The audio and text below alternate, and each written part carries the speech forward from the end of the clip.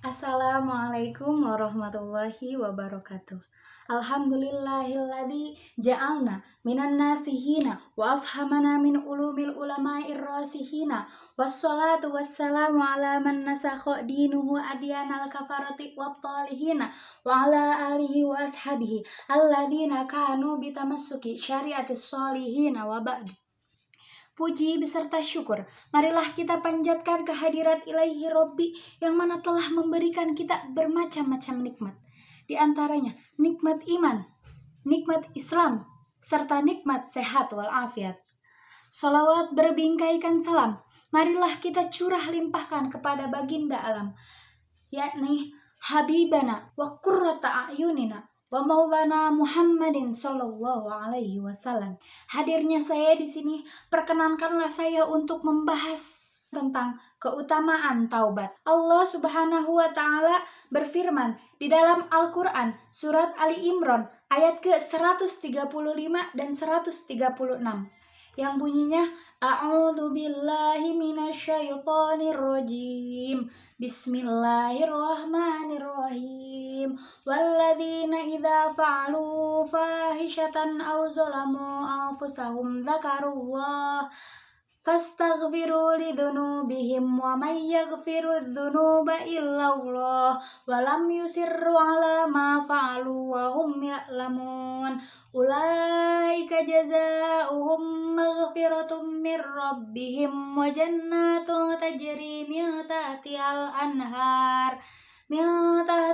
anharu khalidina fiha wa ni'ma ajrul alamin, yang artinya, dan orang-orang yang apabila mengerjakan perbuatan yang keji atau menganiaya diri sendiri, mereka mengingat akan Allah dan memohon ampun atas dosa-dosanya, dan siapa lagi yang dapat mengampuni dosa-dosa selain Allah, mereka tidak meneruskan pekerjaan dosa tersebut, sedang mereka mengetahui balasan bagi mereka adalah ampunan dari Tuhannya dan surga yang mengalir di bawahnya sungai-sungai. Mereka kekal di dalamnya, dan itulah sebaik-baiknya amalan bagi orang-orang yang beramal.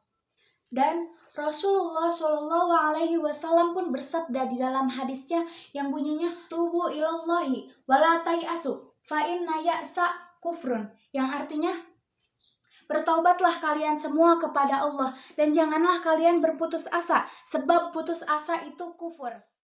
Jadi di dalam bertaubat itu kita harus sungguh-sungguh dan jangan pernah berputus asa atas rahmat Allah. Sebab apa? Sebab Allah mengampuni segala dosa kita apabila kita hendak bertaubat. Di dalam buku pribadi Muslim, yaitu buku terjemahan dari kitab Tanqihul Qaul karangan Syekh Muhammad Nawawi bin Umar Al-Jawi, disebutkan bahwa syarat taubat itu ada 3. Yang pertama, menyesali perbuatan yang telah kita perbuat. Lalu yang kedua adalah meninggalkan dosa-dosa atau perbuatan-perbuatan keji di dalam waktu dan keadaan apapun. Lalu yang terakhir adalah berjanji terhadap diri sendiri tidak akan mengulangi perbuatan yang sama. Itulah taubat yang sebenar-benarnya. Berbicara tentang taubat, saya jadi teringat sebuah kisah yang datangnya dari Salman Al-Farisi yang menceritakan bahwa ada seorang wanita yang sangat cantik. Katakanlah wanita tersebut adalah wanita penggoda. Lalu datanglah abid yang ahli ibadah melintas ke depan rumah wanita tersebut dan melihat wanita tersebut. Maka tergodalah hati abid. Dan karena abid tersebut adalah ahli ibadah, maka dia berdoa kepada Allah untuk dihilangkan rasanya di dalam hati itu. Tetapi abid tersebut tidak bisa mengontrol dirinya. Dan singkat cerita, sampai abid bertemu dengan wanita tersebut dan hendak memegang wanita tersebut, tetapi dikarenakan rahmat Allah turun pada saat itu, yang membisikkan ke dalam hati abid tersebut bahwa Allah melihat nih kamu lagi berbuat maksiat. Maka bergetarlah hati abid dan berubah warna kulitnya menjadi kemerahan. Ketika wanita yang melihat laki-laki tersebut berubah warna kulitnya, maka bertanyalah wanita tersebut, "Mengapa engkau wahai laki-laki?" Maka dijawablah oleh abid tersebut, "Saya takut kepada Allah, izinkanlah saya untuk keluar dari rumah ini. Dan uang yang telah saya berikan kepadamu, saya ikhlaskan untuk kamu."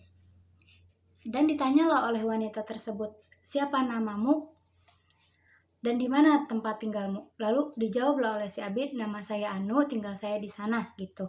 Terus setelah itu datanglah hidayah kepada hati seorang wanita tersebut.